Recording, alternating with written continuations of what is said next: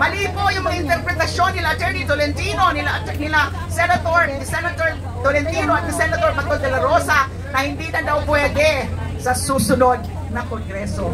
Maling-mali po. So ngayon nakita natin, dahil maraming grupo na yung nagsalita, nag-issue ng mga statements, ayan, medyo tingnan natin kung anong gagawin na nila ngayon. They're already covering, backing down. Ito nga ho, hanggang Miyerkules po, dapat ipatuloy-tuloy lang po ang pagkalampag natin sa Senado. Litisin na si Sara Duterte. Ngayon na! Litisin si Sara Duterte. Ngayon na!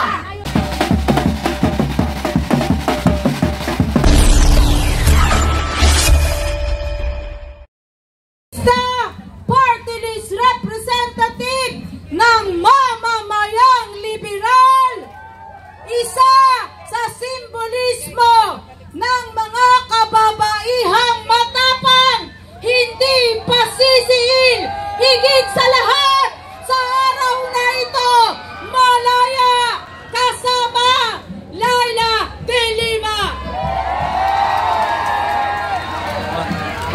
Kung dito ka sa ibabaw.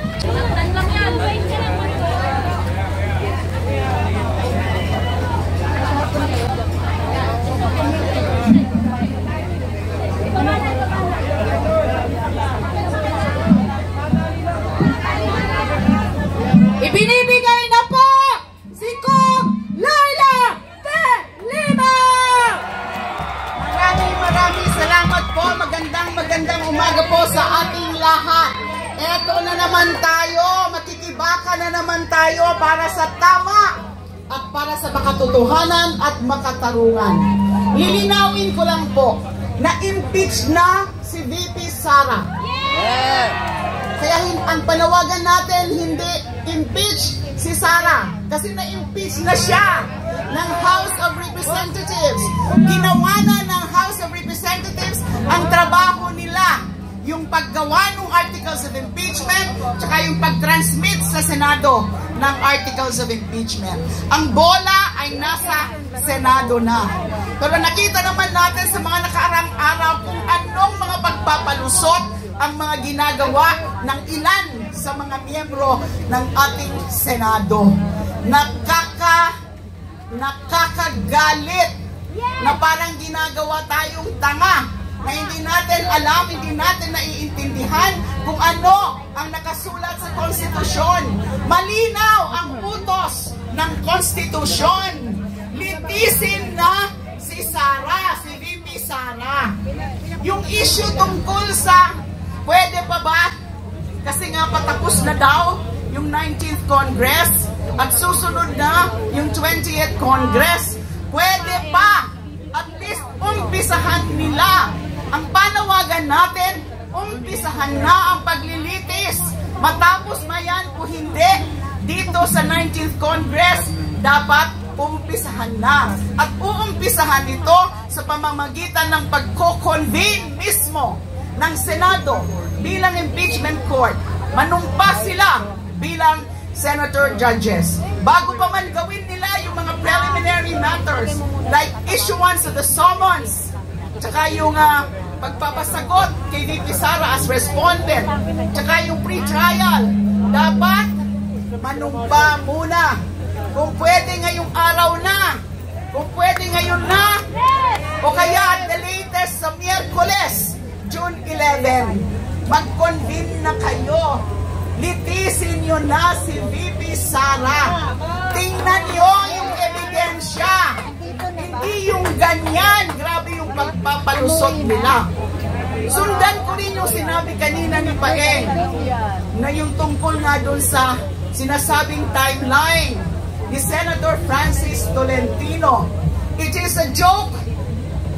Ano yan eh? Lalong linoloko tayo eh. Inupuan nila ng halos 4 na buwan.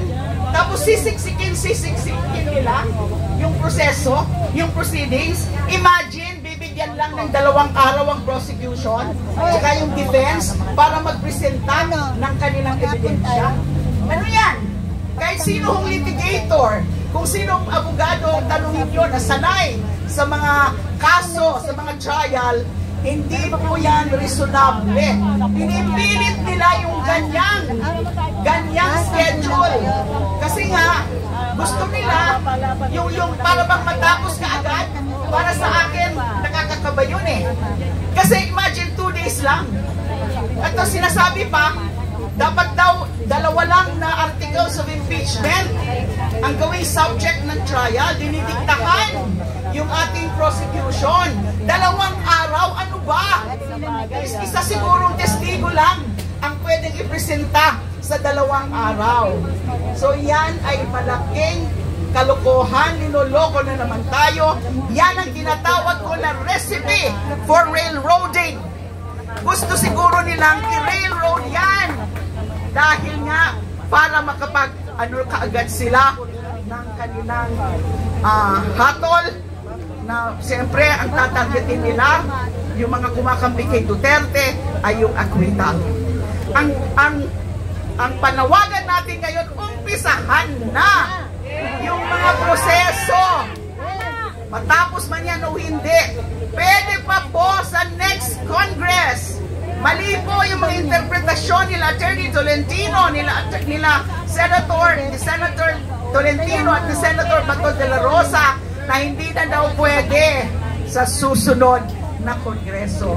Maling-mali po. So ngayon nakita natin, dahil maraming grupo na yung nagsalita, nag-issue ng mga statements, ayan, medyo tingnan natin kung anong gagawin na nila ngayon. They are already covering, backing down. Ito nga ho, hanggang Miyerkules po, dapat ipatuloy-tuloy lang po ang pagkalampag natin sa Senado. Huling, ano na lang po, isigaw mo natin, litisin na si Sara Duterte. Ngayon na! Litisin si Sara Duterte. Ngayon na! Maraming salamat po. Hindi ba tayo magkakalason mga kasama? Tawagan lahat ng mga petitioners at nagsalita dito sa harap, baba sa harap, yung kayang umakyat po, bitbitin, pakisuyo po, bitbitin itong marching banner. Kanina, lahat ng nagsalita, kayang umakyat, sumampa na sa entablado. Si Kiko, kaya niya pa yan. Joshua Mata, Rafaela, Justin, aakyat si Doc Guy. Nagagalit sa akin.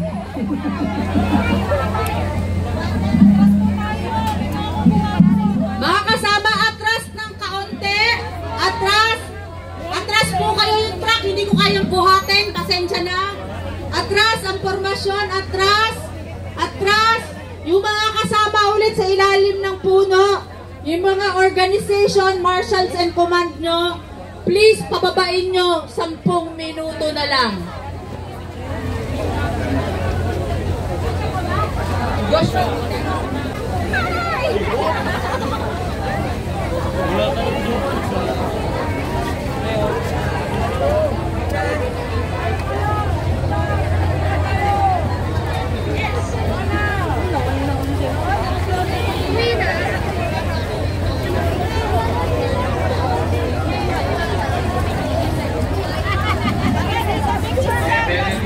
Kasamang John Ilago mula sa upang panyasa na sa mga tao para sa pagkanta ng pananagunan.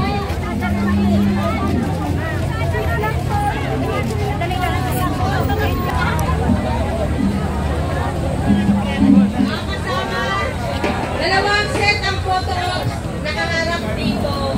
Isang set, tapos mamaya yung crowd. Kaya napakahalaga na pagsibaba na po kayo na nakakapa dyan. Umitna na.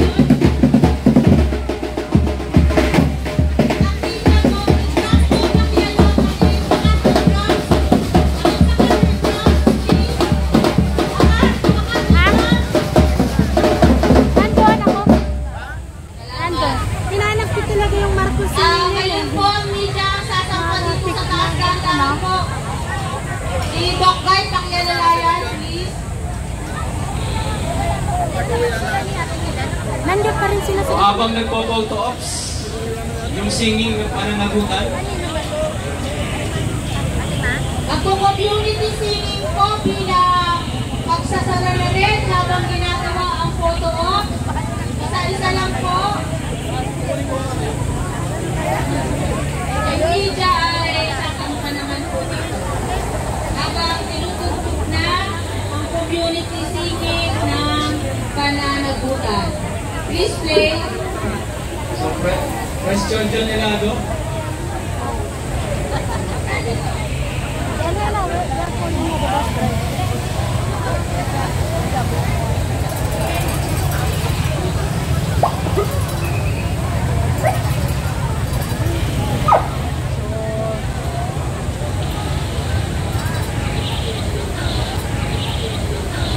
So yung media, pwede na dito sa ibabaw ng truck para sa photo ops.